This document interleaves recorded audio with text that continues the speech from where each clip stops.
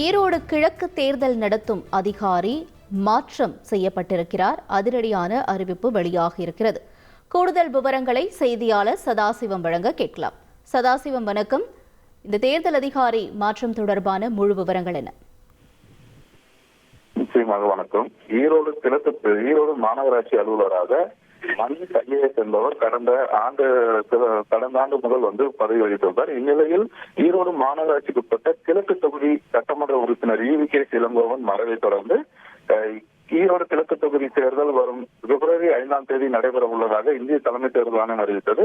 அன்றைய தினம் முதல் ஈரோடு மாநகராட்சி கிழக்கு தொகுதி தேர்தல் நடத்தும் அலுவலராக மணிஷ் பதவி வகித்து வருகிறார். இந்நிலையில் ஈரோடு கிழக்கு தொகுதி இடைத்தேர்தல் வரும் பிப்ரவரி 5ஆம் தேதி நடைபெற உள்ள நிலையில் இதற்கான வேட்புமனு தாக்கல் கடந்த 10ஆம் தேதி முதல் தொடங்கி வீட்ல இருந்தே என்ன பண்ண முடியும் அப்படின்னு யோசிக்காதீங்க.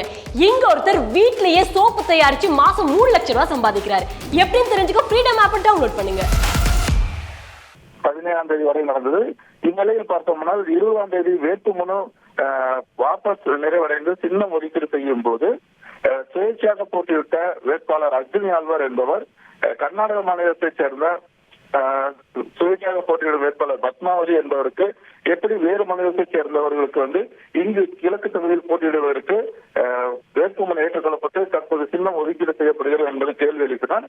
இதையடுத்து இந்திய தேர்தல் ஆணையத்தின் சட்டத்தின்படி வேறு மாநிலத்தைச் சேர்ந்த நபர் சட்டமன்ற தேர்தலில் போட்டியிடக்கூடாது என்ற சட்ட விதிகள் உள்ளது.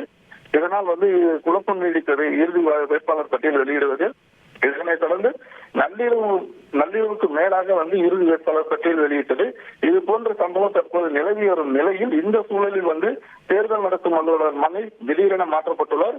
அவருக்கு பதிலாக ஒசூரிலிருந்து ஸ்ரீகாந்த் என்பவர் தேர்தல் நடத்தும் அலுவலராக பொறுப்பேற்க உள்ளதாக தகவல் வெளியாகியுள்ளது. தற்போது உங்களுடைய தகவல்களுக்கு நன்றி சதாசிவம்.